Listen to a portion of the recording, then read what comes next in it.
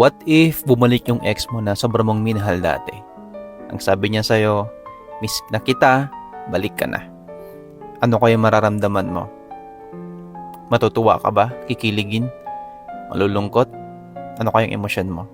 Pag sa akin nangyari yon, hindi ako kikiligin, wala akong mararamdaman. At hindi ako aasa. At wala akong pakialam.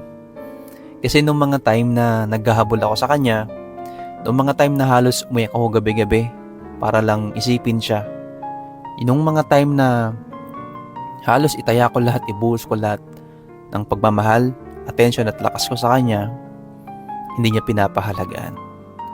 Nung mga time na nilalaban ko ang relasyon namin mag-isa, parang wala akong kasama at wala akong kampi. Yung mga chances na binigay ko sa kanya, binaliwala niya lang. Kaya kung babalik siya, wag na lang.